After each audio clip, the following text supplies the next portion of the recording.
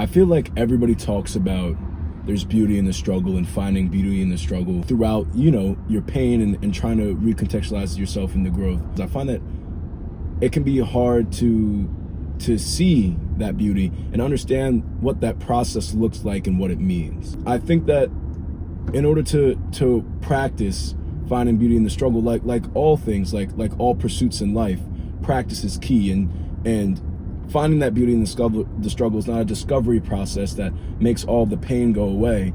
It's an act in itself that I think is beautiful. And I think that finding that beauty in the struggle can be a difficult process.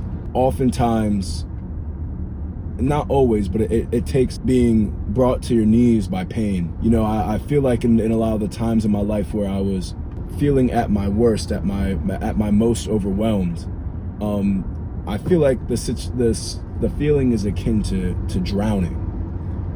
I think that there's multiple ways to try to find beauty in your own pain, but I think that they all lead you to the same truth, that the search for beauty is a process that's beautiful in itself.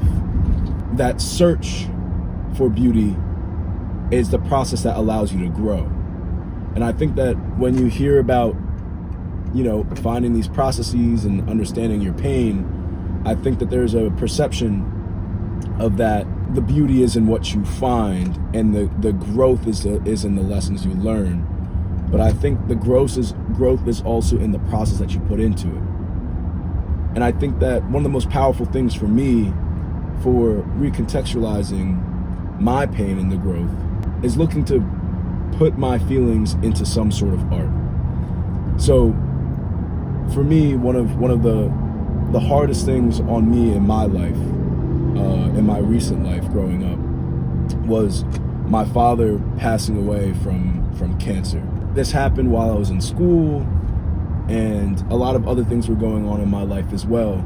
As he was even diagnosed with cancer, I understood that it was stage 4 lung cancer and it was likely terminal. I had to grapple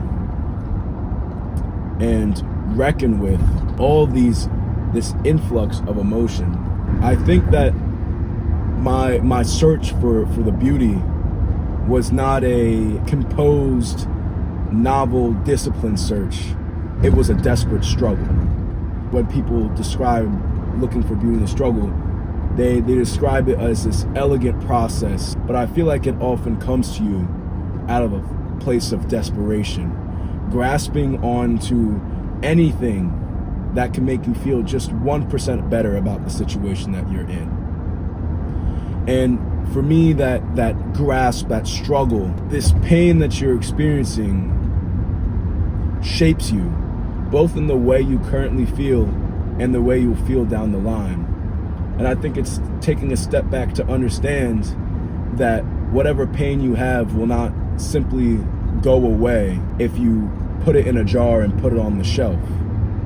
That jar will only fester and that gas will only build until at some point you're either A, forced to open the jar, or B, the jar will ferment so hard that it explodes and now it's rotting all over the place and you don't know how to deal with it and you don't know when to deal with it. So I think that it can be an important process if you have the emotional bandwidth to take the time to sit with your pain, lie with it, and address it and figure out what your pain means to you.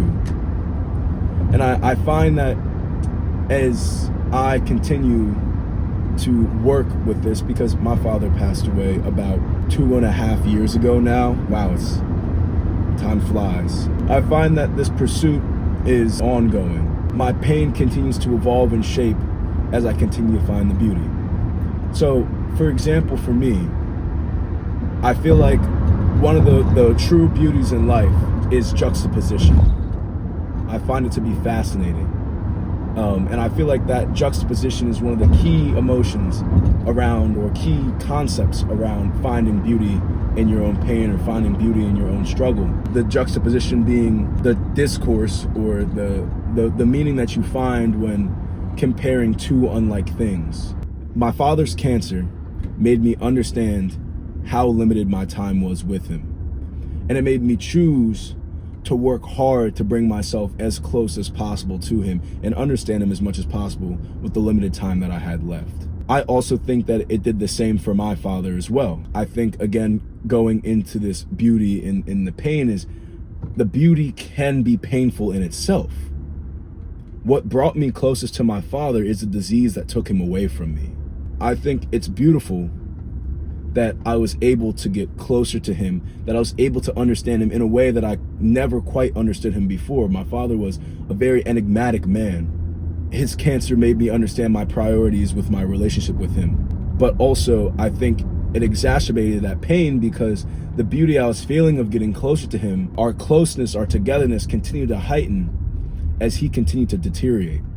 As our love continued to blossom and grow, his physical body, his physical form continued to wither away and deteriorate. And even his mental capabilities began to deteriorate at the end. His pain allowed me to understand the different things that were important to me. It was able to put my other struggle, my other pain into perspective. To be able to understand, to allow me to question what truly is important in life. To make me wonder what motivates me to be me. What is love? How do I keep it in my life? What do I seek in life? What is success? What does that mean to me? I think that is what is beautiful. Asking those questions and discovering yourself is inherently a beautiful pursuit. Trying to understand the only place you can ever live in, the only space you can ever think in, being your own brain, having events that form a mirror, that allow you to reflect on your own psyche, your own motivations, and your own being, I think can be really beautiful. But the beauty does not obfuscate the pain. And I think that that's another key. Like in many pursuits, beauty can be painful. And finding beauty in the pain does not mean that the pain is any less real. It does not mean that the pain goes away.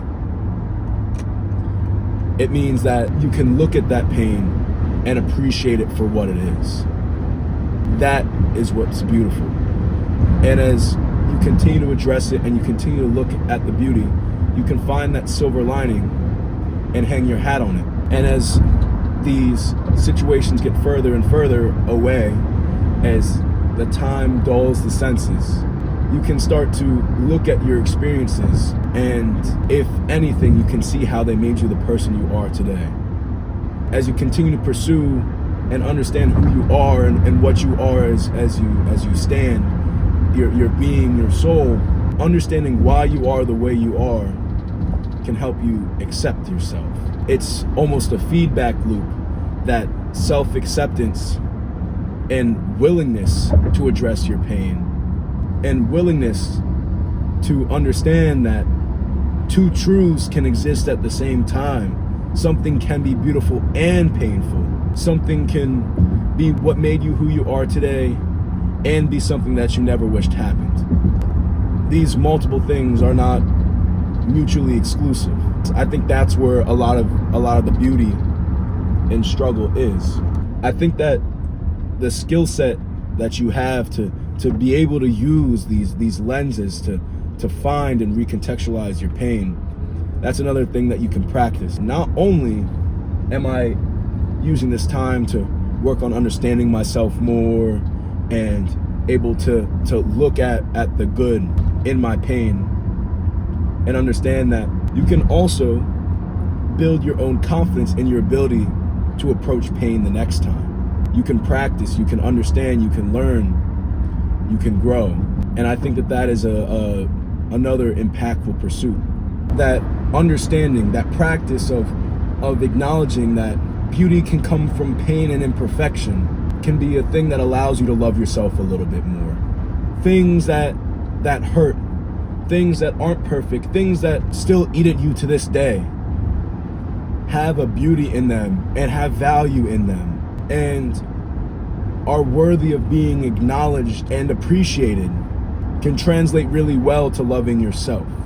Loving your own imperfect being, loving your own self that is in pain, loving your own self that sometimes you wish you could change, sometimes you wish you things for you went differently. Sometimes you wish other things about you or other things about your life were different.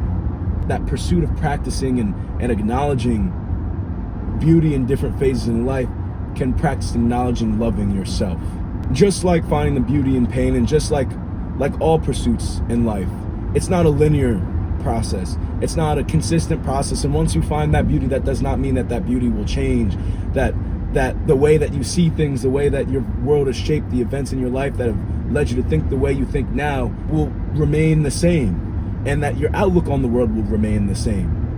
You can find the beauty in yourself, you can find the beauty in your pain, and then you can have events in your life that change the way you look at the world from the ground up, and that will make you relearn and reconsider what is beautiful, what makes you you, what is painful to you, and how you can utilize that to better yourself and understand yourself and love yourself and others in your life more.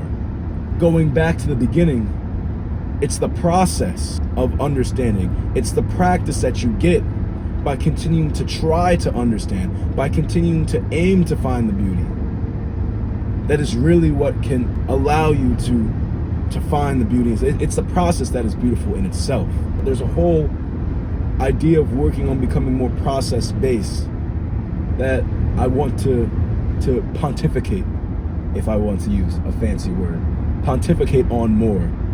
I think if I had to wrap up this little car thoughts, that I think I'm gonna try to do a little bit more, and let me know what you like or what you don't like, or probably it's gonna get 10 views and no one's really gonna interact with it. But if you do choose to interact with it, please let me know about the format, what I can do better, what you like, what you don't. But to wrap up this spiel in what I can tell is probably some terrible backlighting. You probably can't even see me. Beauty isn't consistent. Beauty isn't objective. And progress isn't linear. The process of finding beauty in your own pain is not one that will relieve you of your pain.